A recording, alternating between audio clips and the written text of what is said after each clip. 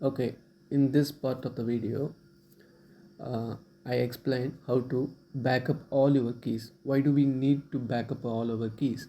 For example, um, you have a public key. You might have given it to hundreds of people. Even you might have published it. Now, if you don't have the corresponding secret key, that is private key, then you can others if others send message using your public key, then you cannot um, decrypt that message. You may not be able to decrypt that message. So you need to back up your secret key. You cannot separately do it, but when you take backup, all your public key and private key will be automatically backed up.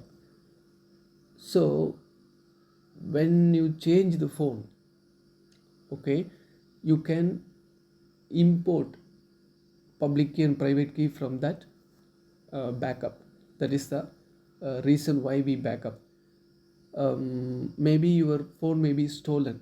At the time also you must be able to um, restore or import your public key and private key into your phone, into open keychain. That's why we need to back up all our keys, especially public key and private key. Okay, so there are three lines on the top LHS side. You select that and then select backup and restore. Then you will see a screen like this. Here, if you select export contact keys only, then all your public keys will be exported. But I want private keys also, all the private keys that exist in my open keychain. I want backup of that also. So I select full backup option. Okay, the first option. And now it asks me to note down a password. Okay, and this password, this 36 digit number is important. You need to write down it. So first write down it in a paper. Let me write down it. Give me some time.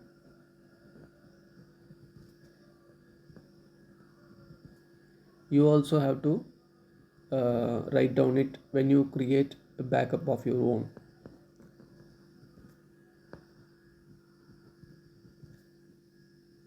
Give me a second. This password is absolutely essential to restore your secret keys. So you have to note down that 36 digit password. Okay, once you have written it and ensure that the password is correctly has been written, then mm, okay, then tick this box, small box, just check this box so that you have written it. Now that save backup has become active. Now you select save backup. Now it asks the place where you can save it.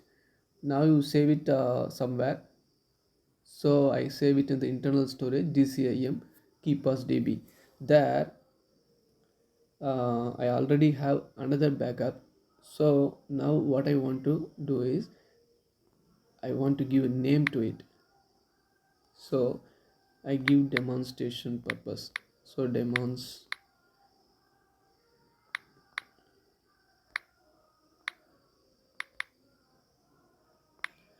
demonstration. So I have already created backup just to demonstrate since I create this.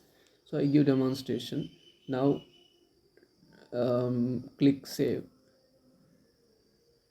Now backup has been saved. Let me uh, check whether the backup is there or not.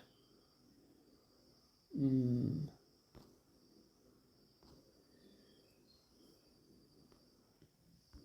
my files and then internal storage DCIM and KeePassDB.